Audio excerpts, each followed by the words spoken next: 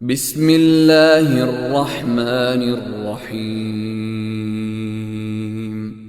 اعوذ باللہ من الشیطان اللعین الرجیم بسم اللہ الرحمن الرحیم الحمدللہ رب العالمین حسبنا اللہ ونعم الوکیل نعم المولا ونعم النصیر والصلاة والسلام والتحیۃ والاکرام علی اشرف الانبیاء والمرسلین المخاطب بطہ و یاسین سیدنا و مولانا حبیب الہ العالمین ابی القاسم محمد اللہم صلی علی محمد والصلاة والسلام والتحیۃ والاکرام علی اہل بیتہ الطیبین الطاہرین المعصومین المظلومین سیما بقیت اللہ فی الارضین روحی و ارواح العالمین لتراب مقدمہ الفدا اللہم عجل ولیک الفرج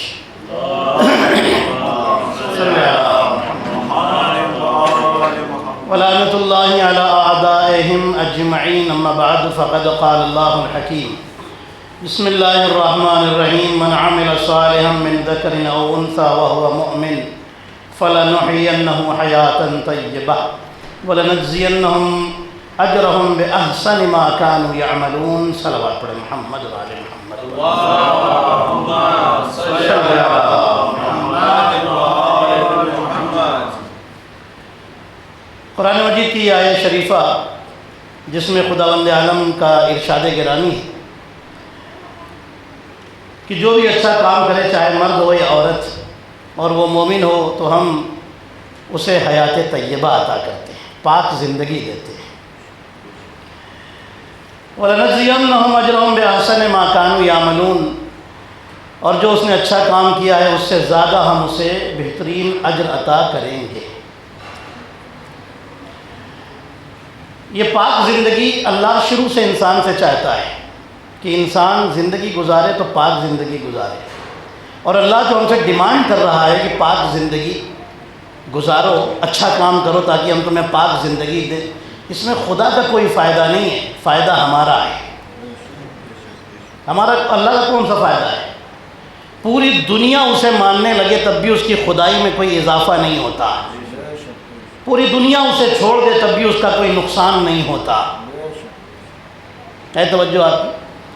پوری کائنات مانے تب بھی اس کا کوئی فائدہ نہیں، چھوڑ دے اس کا کوئی نقصان نہیں۔ امیر المومنین کی خدمت میں جب آ کر کے ایک شخص نے کہا تھا مولا اللہم صلی علی محمد، کہا تھا مولا یہ لوگ آپ کو نہیں مانتے پھر بھی آپ ان کی مدد کرنے کے لیے جاتے ہیں۔ سمجھ گئے نا؟ تاریخ میں کہا گیا تھا نا کہ علی نہ ہوتے تو ہم، آپ کیوں ان کی مدد کرتے ہیں؟ انہوں نے حق چھین لیا پھر بھی آپ مدد کرنے کے لیے جاتے ہیں۔ مولا ان کی مدد کرنا چھوڑ دیجئے تب ان کو سمجھ میں آئے گا کہ جہاں یہ بیٹھ گئے ہیں وہ جگہ ان کے لیے تھی بھی کہ نہیں تھی۔ مولا علی فرماتے ہیں کہ میں کیسے مدد کرنا بند کر دوں؟ یہی بات تو جناب موسیٰ نے اللہ سے کہی تھی کہ اے اللہ یہ فرعون تیری جگہ پر بیٹھ گیا ہے، خود کو خدا کہتا ہے، رب اعلیٰ کہتا ہے، پروردگار تو اس کا رزق بند کر دے، یہ اپنی اوقات میں آ جائے گا، اس کو اس کی حقیقت پتہ چل جائے گی کہ یہ کیا ہے، خدا ہے یا کیا ہے، اس کا رزق بند کر دے۔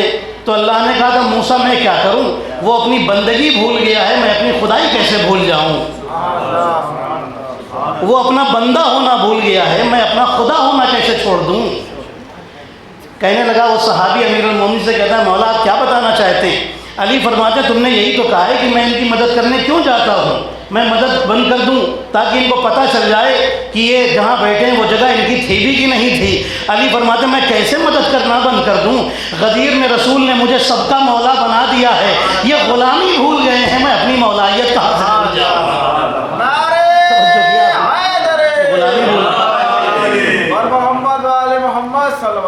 غلامی بھول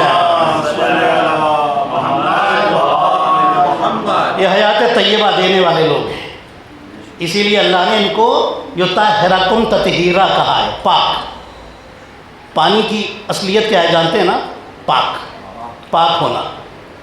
قرآن کہہ رہا ہے وَأَنزَلْنَا مِنَ السَّمَاءِ مَاءً طَهُورًا، اللہ فرماتا ہے میں نے آسمان سے پاک پانی اتارا ہے۔ اہل بیت کیا ہیں؟ پاک۔ وہی طہارت کا لفظ اللہ نے اہل بیت کے لیے رکھا۔ پانی کی عادت کیا ہے؟ خود بھی پاک ہے اور جو نجس ہو اسے بھی پاک کر دیتا ہے۔ اہل بیت بھی یہی ہیں، خود بھی پاک ہیں اور اگر کوئی گنہگار ان کے دربار میں آ جائے تو اسے بھی پاک کر دیتے ہیں۔ ہے توجہ عزیزان محترم؟ اب آئیے حیات طیبہ والے لوگ، آج میں جس نبی کا تذکرہ کرنا چاہتا ہوں انہیں حضرت یونس کہا جاتا ہے۔ حضرت یونس، یہ دو نبی ہیں جو اپنی ماں کے نام سے پہچانے جاتے ہیں۔ ایک حضرت عیسیٰ جنہیں عیسیٰ ابن مریم کہا جاتا ہے، اور دوسرے حضرت یونس جنہیں یونس بن متیٰ کہا جاتا ہے۔ حضرت یونس وہ نبی ہیں کہ جنہیں اللہ نے بھیجا ہے اس قوم کے لیے جس قوم میں حضرت موسیٰ جیسا نبی آ چکا ہے، بنی اسرائیل۔ روایتیں بتاتی ہیں کہ جس شہر میں رہتے تھے وہاں کی پاپولیشن تھی 1 لاکھ۔ 1 لاکھ سمجھتے ہیں سب لوگ؟ 1 لاکھ یعنی 100,000۔ 1 لاکھ پاپولیشن تھی اس شہر کی۔ 33 ایئر تک حضرت امیر المومنین فرماتے ہیں حضرت یونس نے 33 ایئرس تک قوم کی تبلیغ کی، سکھایا اللہ کی طرف آ جاؤ، مجھے نبی مانو اور جو اللہ کے انسٹرکشنز ہیں ان پر عمل کرو، جو حکم ہے ان پر عمل کرو۔ 33 ایئرس تک تبلیغ کرنے کے بعد کتنے انسان مومن بنے، مسلمان بنے؟ صرف 2۔ ایک کا نام ہے روبیل اور دوسرے کا نام ہے تنوخہ۔ یہ 2 لوگ ایسے تھے کہ جو مسلمان بنے۔ اب نبی یونس علیہ السلام تھک گئے ان لوگوں سے، ایک دن ان دونوں کو بلایا۔ یہ جو 2 مومن بنے ہیں نا، ان میں دیکھیے میں بایوگرافی میں نے شروع کر دی ہے جو آپ سن رہے ہیں ماشاءاللہ، اور بڑے اچھے انداز میں ماشاءاللہ سن رہے ہیں۔ ان میں جو روبیل ہے وہ ایک عالم ہے، اور جو تنوخہ ہے وہ صرف عابد ہے، یعنی عبادت گزار ہے، عبادت کرنے والا، بڑی عبادتیں کرنے والا ہے۔ ظاہر ہے نبی کے پاس کون ہوں گے؟ یہ ایسے ہی لوگ ہوں گے، پڑھے لکھے اور عبادت، یا کہ پڑھے لکھے ہوں گے یا عبادت کرنے والے، یہی ہوں گے۔ تنوخہ عالم نہیں ہے، صرف عبادت کرنے والا ہے، اور روبیل عالم ہے، عبادت کے ساتھ ساتھ عالم بھی ہے، علم بھی اس کے پاس بہت ہے۔ حضرت یونس نے ان دونوں کو بلایا اور کہا کہ میں تمہیں ایک بات بتانا چاہتا ہوں۔ کون سی بات ہے؟ کہنے لگا میں تھک گیا ہوں اس کمیونٹی سے، شہر والوں سے، کوئی میری سنتا نہیں، لوگ مجھے جھوٹا بناتے اور میری باتوں کا مذاق اڑاتے ہیں۔ اب میں ان کے لیے عذاب کی بد دعا کرنے والا ہوں تاکہ عذاب آ جائے، ختم ہو جائے، دوسری قوم اللہ پیدا کرے گا وہ دین والی ہوگی۔ ایسی قوم کا فائدہ کیا ہے؟ ان میں 2 آدمی سامنے بیٹھے، روبیل اور تنوخہ۔ تنوخہ کہتا ہے، روبیل کہتا ہے کہ اے حضرت یونس ذرا ٹھہر جائیے، ابھی بد دعا کرنے میں جلدی نہ کیجیے، تھوڑا رک جائیے، صبر کیجیے، ہو سکتا ہے کہ یہ راہ راستے پر آ جائیں، سیدھے راستے پر آ جائیں۔ تنوخہ کہتا ہے کہ بالکل نہیں، یہ سدھرنے والے نہیں۔ 33 سال ہو گئے، 33 ایئرس ہو گئے، جو بچے تھے وہ جوان ہو گئے نہیں سدھرے، جو جوان تھے وہ بوڑھے ہو گئے نہیں سدھرے، جو بوڑھے تھے وہ موت کی گود تک پہنچ گئے لیکن نہیں سدھرے، موت کی آغوش تک پہنچ گئے تب بھی نہیں سدھرے۔ یہ کیا سدھریں گے؟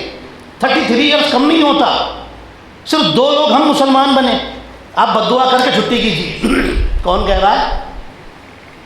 عبادت کرنے والا تنوخہ۔ عالم کہہ رہا ہے کہ نہیں، رک جائیے، صبر کیجیے، جلدی نہ کیجیے، اللہ کے بندے ہیں، شاید یہ سدھر جائے، شاید یہ ہدایت کے راستے پر آ جائیں۔ نبی یونس علیہ السلام کہتے ہیں نہیں میں تو بد دعا کروں گا۔ نبی یونس علیہ السلام نے بد دعا کی، میرے اللہ ان پر عذاب اتار دے۔ بد دعا کر دی نبی یونس نے۔ روایتوں میں لکھا ہے کہ اس کے بعد نبی یونس فرماتے ہیں ان دونوں سے کہ میں تو جا رہا ہوں دور، اس شہر سے باہر ایک پہاڑ کے اندر غار بنا ہوا ہے، اس غار میں بیٹھ کے عبادت کروں گا، تم بھی میرے ساتھ چلو۔ اب جو روبیل ہے جو عالم ہے وہ کہتا ہے کہ میں تو نہیں جاؤں گا، مجھے معاف کیجیے۔ تنوخہ کہتا ہے میں تو آپ کے ساتھ چلوں گا، جو عبادت کرنے والا ہے۔ روبیل سے پوچھتے تو کیوں نہیں تیار ہے چلنے کے لیے؟ کہنے لگا کہ میں ان لوگ کو پھر سمجھاؤں گا، امر بالمعروف کروں گا، نہیں انل منکر کروں گا، شاید 2-4 اور سدھر جائیں، کچھ اور کی جان بچ جائے، اس لیے کہ آپ نے جو بد دعا کی ہے اب یہ تو قبول ہو گئی، عذاب تو ضرور آئے گا۔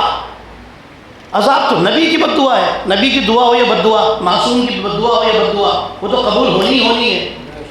وہ تو کبھی اللہ رد نہیں کرتا، ریجیکٹ نہیں کرتا۔ نبی یونس نے اس کو لیا، یہ عبادت کرنے والے کو لیا اور چلے گئے شہر سے باہر دور ایک پہاڑ کے اندر جا کر کے چھپ گئے۔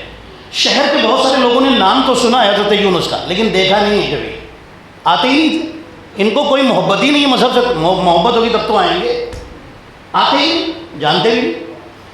حضرت یونس ادھر گئے، ادھر روبیل اس کو لے کر تنوخہ کو لے، روبیل ایک اونچی پہاڑی پر، بہت اونچی نہیں، ایک اونچی ٹیلا سمجھ لیجیے، وہاں پر کھڑا ہوا اور کھڑے ہو کر کے لوگوں کو چیخ کے پکارتا ہے، لوگوں جلدی آؤ جلدی آؤ جلدی آؤ۔ جناب یونس نکل چکے ہیں، جا چکے ہیں، لوگ جمع ہو گئے، کہنے لگے کیا بات ہے، کیا کہنا چاہتے ہو؟ روبیل کہتا ہے جو نبی یونس نے کہا ہے وہ سچ ہے، اللہ ہے مانو، یونس اللہ کے نبی ہیں مانو، گناہیں چھوڑ دو، جو یونس نے کہا ہے عذاب آئے گا وہ ضرور آئے گا۔ اور اللہ نے نبی یونس کو بتایا تھا رمضان، ماہ رمضان کے بعد جو مہینہ آتا ہے نا شوال، جسے آپ عید کا مہینہ کہتے ہیں، اس کی 15 تاریخ کو عذاب آئے گا۔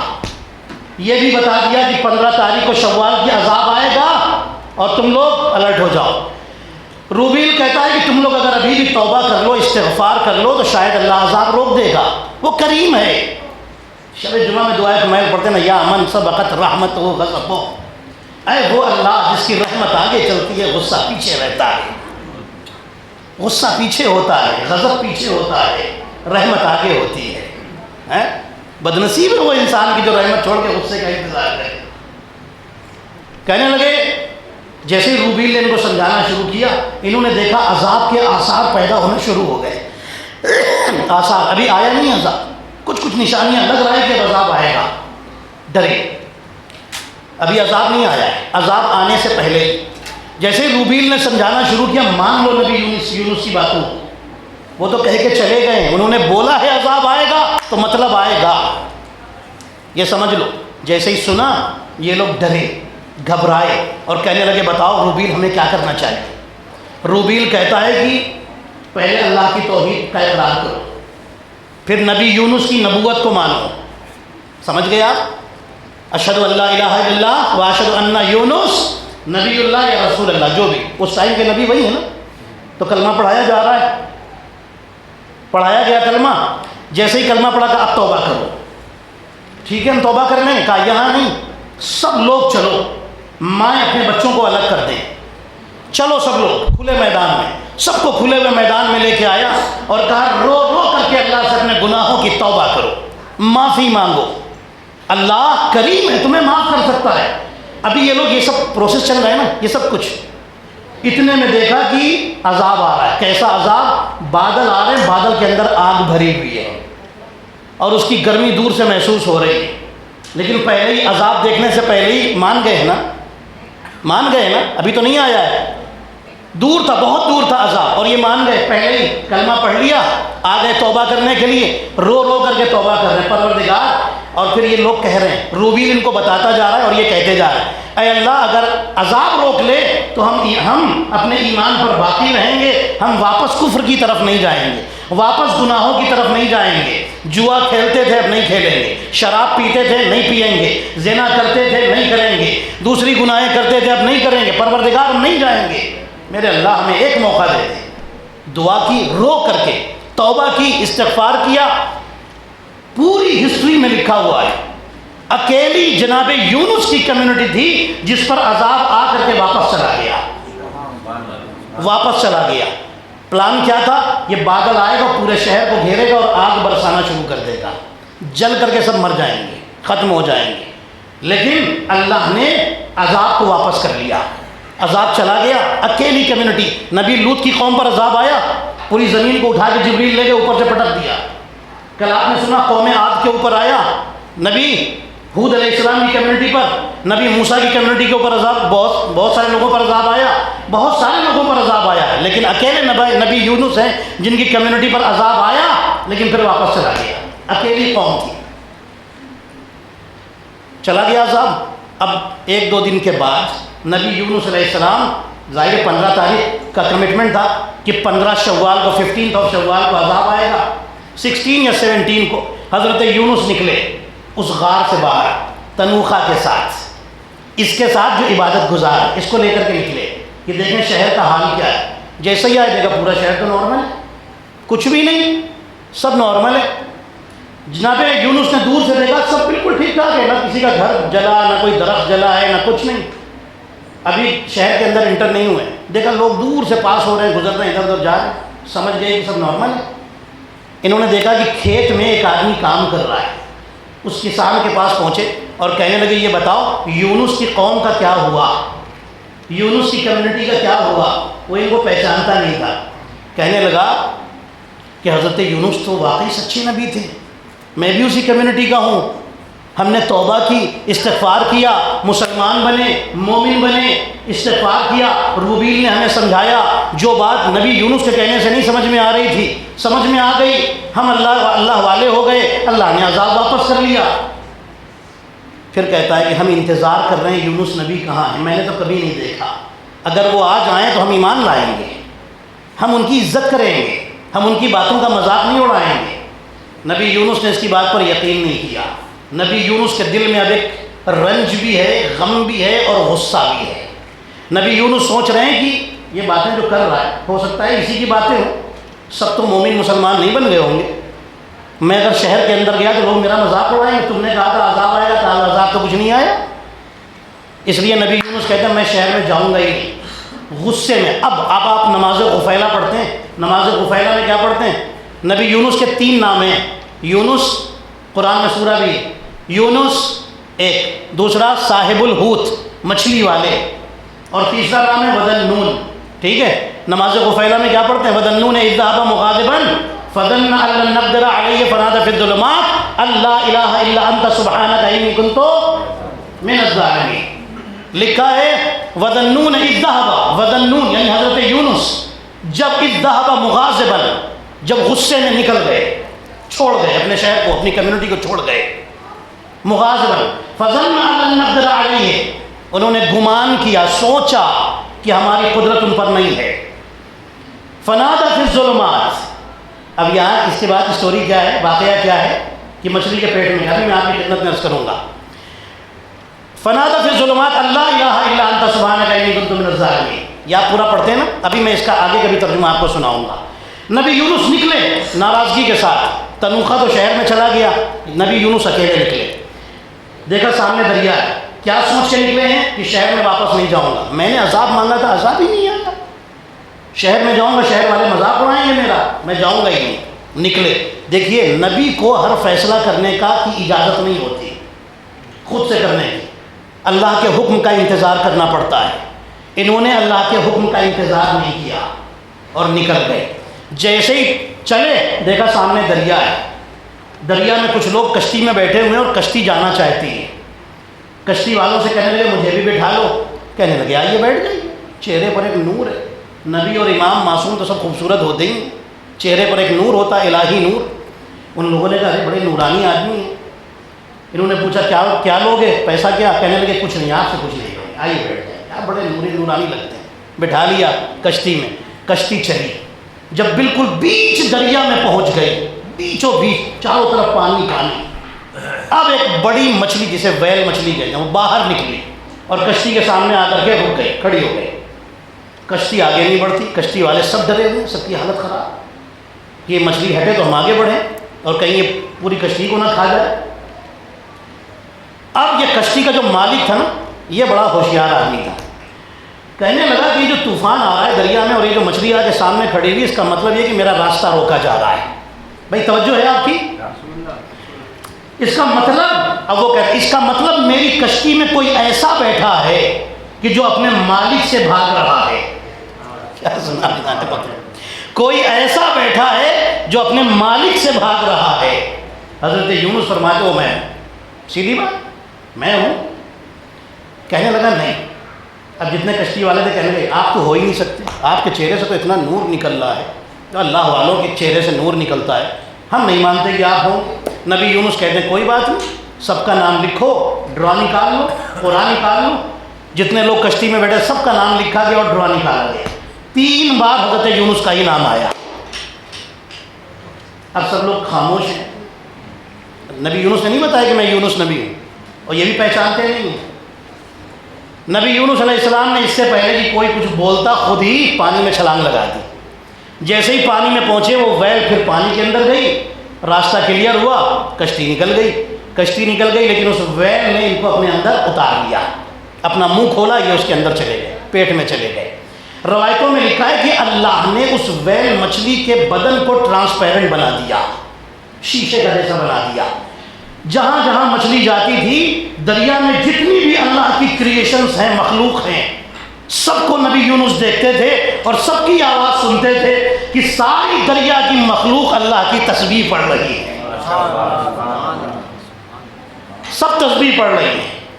اب روایتوں میں لکھا حضرت جبرائیل آئے, 40 دن تک نبی یونس مچھلی کے پیٹ میں دریا کا چکر لگاتے رہے. اب آئے حضرت جبرائیل اور کہا یونس مچھلی سے باہر نکلنا ہے. کیوں نہیں نکلنا ہے؟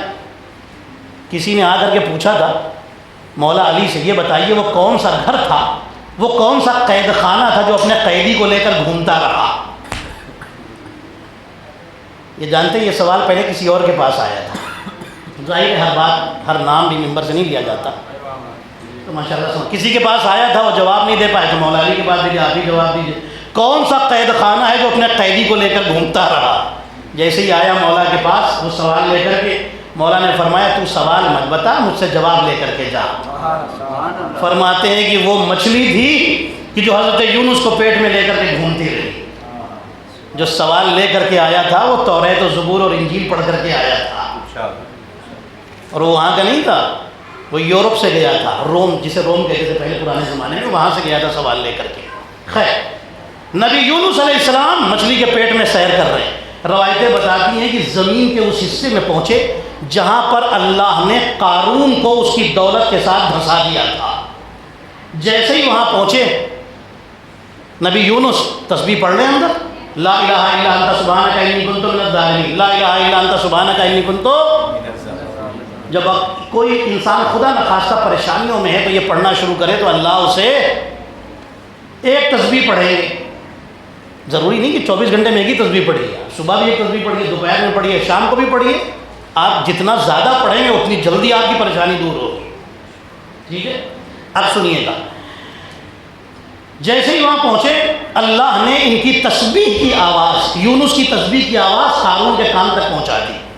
جیسے ہی اس کے کان تک پہنچی اس نے کہا میرے اللہ بڑا گنہگار ہوں, اتنی اجازت دے دے, میں عذاب جھیل رہا ہوں. ہر روز ایک آدمی کی ہائٹ کے برابر ایک فرشتے کی ڈیوٹی لگائی تھی اللہ نے کہ ایک آدمی کی ہائٹ کے برابر زمین میں اور دھنسا دے, اور دھنسا دے. ایوری ڈے اتنا زمین کے اندر جاتا تھا ایک قارون. اب آپ سوچئے زمین کے اندر یہ مچھلی کہاں تک داخل ہو چکی ہے, اور سمندر کی گہرائی کہاں تک ہوتی ہے اللہ ہی جانتا ہے. ٹھیک ہے, یہ ان کی آواز جیسے سے کان تک پہنچی اللہ نے اسے اجازت دے دی. اس نے پوچھا کون ہے جو یہاں تک آیا ہے؟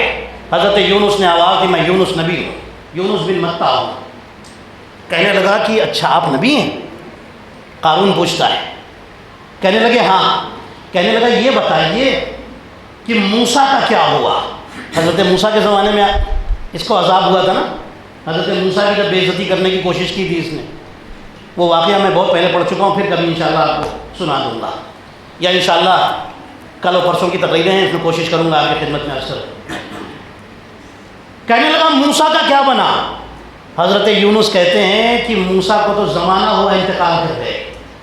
جیسے ہی اس نے سنا کہ یونس کا جناب موسیٰ کا انتقال ہوا ہے تو رونے لگا. کہنے لگا اے یونس آپ نے تو شاید آپ نے تو ان کو نہیں دیکھا, میں نے انہیں دیکھا تھا, بڑے اچھے انسان تھے, بڑے عظیم نبی تھے, بڑے مہربان نبی تھے. کہہ کر کے رونے لگا. اللہ نے فوراً اس فرشتے کو جس کی ڈیوٹی لگائی تھی روز ایک آدمی کی ہائٹ کے برابر زمین میں دھساؤ, یہ عذاب تھا, اللہ نے حکم دیا اس فرشتے کو تو ہٹ جا, اب اس کو عذاب نہیں ہوگا کیونکہ یہ میرے ایک معصوم موسیٰ کے غم میں رویا ہے, موسیٰ کی موت کا سن کر کے رویا ہے, اس لیے اب اس پر عذاب نہیں ہوگا. میں جملہ کہہ دوں عزیزان محترم, موسیٰ بڑے یا حسین, اللہ اکبر. ارے جو موسیٰ کے غم میں روئے جب اللہ اس سے عذاب ہٹا دیتا ہے تو جو حسین کے غم میں رونے والے ہو اللہ انہیں نجات کیوں نہیں دے گا؟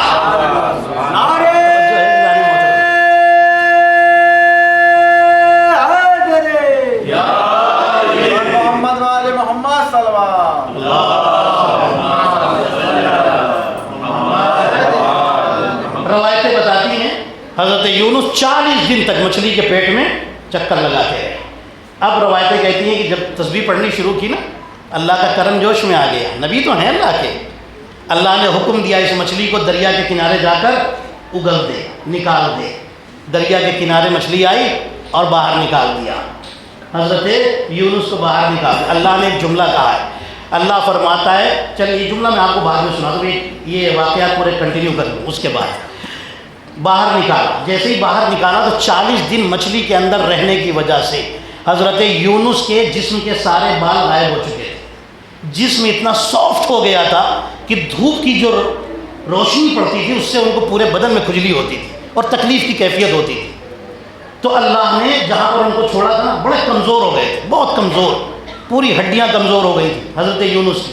اللہ نے وہاں پر کدو کا ایک درخت پیدا کیا، کدو سمجھتے ہیں نا، پمکن، اس کا ایک درخت پیدا کیا، اور وہ درخت ایک پتھر کے اوپر ایسے چلتا چلا گیا اور بڑے بڑے پتے اس میں پیدا کیے۔ اس کے نیچے حضرت یونس جا کے لیٹتے تھے۔ روایتوں میں ہے کہ مکھی بھی اگر بیٹھتی تھی ان کے بدن پر تو ان کو بہت تکلیف پہنچتی تھی، اس لیے اللہ نے کدو کا درخت پیدا کیا، کیونکہ کدو کے جو پتے ہوتے ہیں ان کے قریب مکھی نہیں جاتی، ٹھیک ہے، اس لیے لکھا ہوا ہے کتابوں میں۔ اس لیے اللہ نے وہاں پر جہاں پر یہ لیٹے ہوئے تھے وہاں پر یہ درخت پیدا کیا اللہ نے، اور اس کے سائے میں رہے، اس کی پتیوں کو کھاتے تھے اور اسی سے ہی ان کی غذا تھی۔ اس طریقے سے 7 دن ہو گئے، 7 days ہو گئے، اور ان کے بدن میں اللہ نے بہت تیزی کے ساتھ طاقت عطا کی، اور اس کے بعد یہ چلنے پھرنے کے قابل ہو گئے۔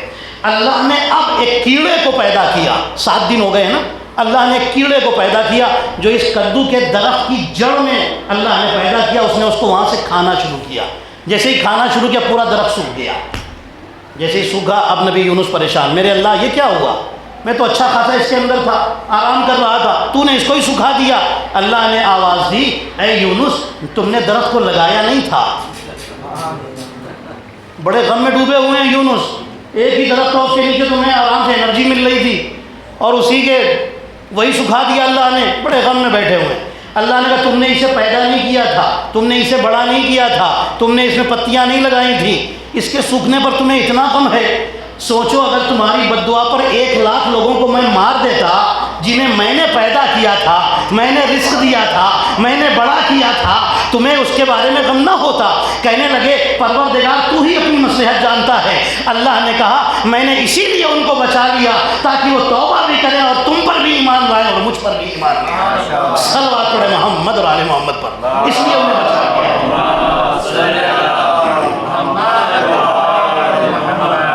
حضرت یونس علیہ السلام، اب اللہ کا حکم ہے یونس اٹھو جاؤ اپنی قوم کی طرف، جاؤ جا کے تبلیغ کرو۔ حضرت یونس اٹھے چلے۔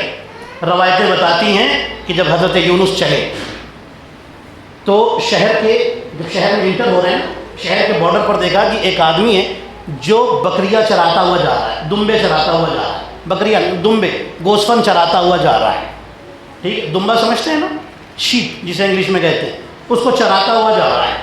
حضرت یونس نے اس کو بلایا، بھائی ادھر آؤ، سلام کیا جو اس زمانے کا گریٹنگ تھا۔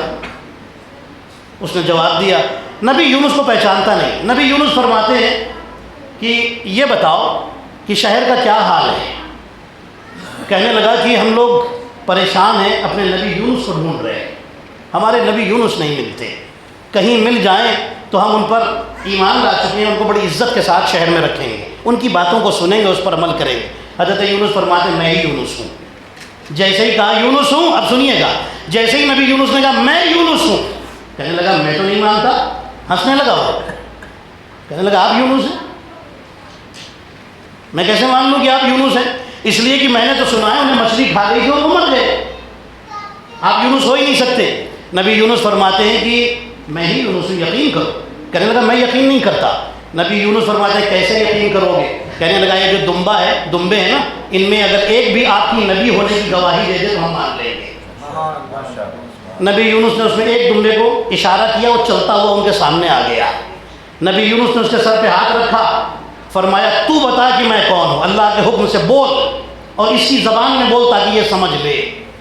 جیسے ہی نبی یونس نے اس کے سر پر ہاتھ رکھا، اس نے بہترین انداز میں بولنا شروع کیا اور کہا کہ میں اللہ کے ایک ہونے کی گواہی دیتا ہوں، اور یہ گواہی دیتا ہوں کہ آپ ہی یونس اور اللہ کے نبی ہیں۔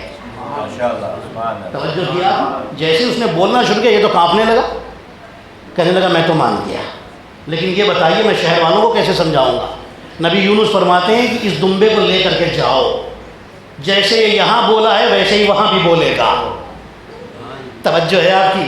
جیسے یہاں بولا ہے ویسے ہی وہاں بھی بولے گا۔ یہ لے کر کے شہر میں آیا، اور آنے کے بعد اس نے لوگوں سے کہا کہ حضرت یونس مل گئے، شہر کے دروازے پر انتظار کر رہے ہیں، تم لوگ تیار ہو جاؤ تو میں انہیں جا کر کے خبر کر دوں۔ لوگ ہنسنے لگے، کچھ لوگ تو غصے میں آ کے اس کو مارنے کے لیے دوڑے کہ ہمارے نبی کا کیا مذاق بنا رہا، مل گئے، ان کا تو انتقال ہو گیا، مچھلی کھا گئی انہیں۔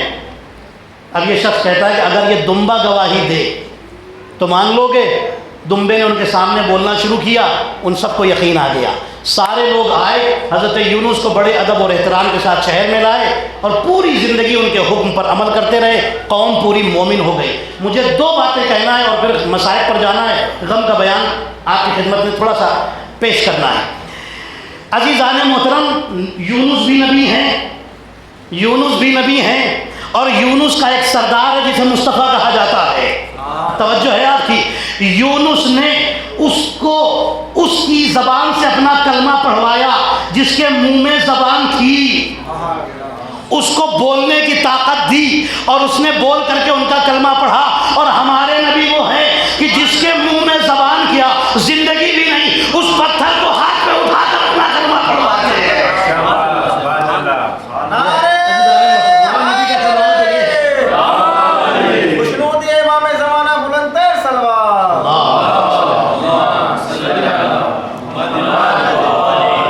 ہمارے نبی کا کمال یہ ہے، اس سے اپنا کلمہ پڑھوایا کہ جس کے اندر زبان تو کیا زندگی بھی نہیں پائی جاتی، پتھر سے اپنا کلمہ پڑھوا رہے ہیں۔ اچھا، قرآن میں ایک آیت ہے، فلولا انہ کان من المسبحین للبث فی بطنہ الی یوم یبعثون۔ یہ جملہ سنیے اور پھر میں غم کے بیان پر آ جاؤں۔ اللہ کہہ رہا ہے کہ اگر یونس مچھلی کے پیٹ میں میری تسبیح نہ پڑھتے تو میں یونس کو مچھلی کے پیٹ میں قیامت تک زندہ رکھتا۔ کچھ سمجھے آپ؟ دو چیزوں کی زندگی کی گارنٹی اللہ لے رہا ہے، کس کی؟ یونس کی بھی اور مچھلی کی بھی۔ عزیزان محترم، یہی تو کہنا ہے کہ وہ اللہ جو یونس کے ساتھ مچھلی کو بھی قیامت تک زندہ رکھ سکتا ہے، اگر وہ پردہ غیب میں ایک امام کو زندہ رکھے تو حیرانی کس بات کی ہے؟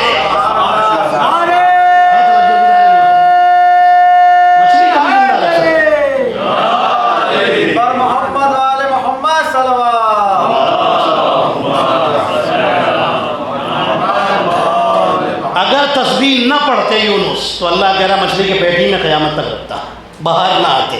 تسبیح پڑھی تو باہر آئے۔ اب اللہ کیا کہہ رہا ہے؟ فاستجبنا له ونجيناه من الغم وكذلك ننجي المؤمنين۔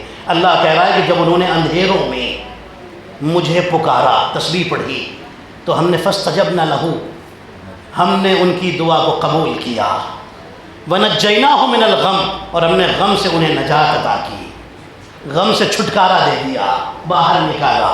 وَكَذَلِكَ نُنْجِي الْمُؤْمِنِينَ، اللہ کہہ رہا اسی طرح ہم مومنوں کو نجات دیا کرتے ہیں، جو ایمان لانے والے ہیں اللہ انہیں نجات دیتا ہے۔ عزیزان محترم، ایمان لانے والے ہوں اللہ انہیں ہر جگہ نجات دیتا ہے۔ اسی لیے حسین نے کربلا میں دکھائے کہ دیکھو ایمان لانے والے کیسے۔ عزیزان محترم، یہ کربلا انسان کو بتاتی ہے کہ دیکھو ایمان والے کون ہیں اور ایمان نہ لانے والے کون ہیں۔ سجدے کرنے کا مطلب یہ نہیں کہ یہ انسان دل سے مومن بھی ہے، ورنہ شیطان نے تو بہت سجدے کیے تھے، کیا کوئی اسے مومن کہتا ہے؟ آپ مجھے بتائیے، کوئی آج کہتا ہے شیطان مومن ہے؟ شیطان کو مردود بھی کہا جاتا ہے، ملعون بھی کہا جاتا ہے، رجیم بھی کہا جاتا ہے۔ اعوذ باللہ من الشیطان الرجیم کہتے ہیں نا۔ اس کا مطلب یہ ہے کہ سجدے تو کرتا تھا لیکن اللہ کے حکم کو ماننے کو تیار نہیں ہوا، اللہ نے اسے جنت سے نکال کے باہر کر دیا۔ عزیزان محترم، حسین جنہیں کربلا میں لائے ہیں، ان کے پاس سجدے بھی ہیں، ایمان بھی ہے، معرفت بھی ہے، محبت بھی ہے، عشق بھی ہے۔ اور عزیزان محترم، روایتیں بتاتی ہیں روایتیں بتاتی ہیں. معصوم فرماتے ہیں جب اللہ کسی، یہ حدیث معصوم کی، فرماتے ہیں جب اللہ کسی بندے کے بارے میں اچھا چاہتا ہے تو اس کے دل میں حسین کی محبت کو اتار دیتا ہے. یہ حدیث ہے. اللہ اس کے دل میں حسین کی محبت کو اتار دیتا ہے، اتار دیتا ہے. عزیزان محترم، عراق میں آج ماشاءاللہ ظاہرین ہیں. ہم دعا کرتے ہیں پروردگار ان سب کے جان مال اور عزت و آبرو کی حفاظت فرما. میرے اللہ جتنے بھی زائرین گئے پروردگار، اور جہاں بھی مومن مومنات ہیں، یہاں بھی جو مومن اور مومنات ہیں جہاں بھی دنیا میں، پروردگار ان سب کو دشمنوں کے شر سے محفوظ رکھنا.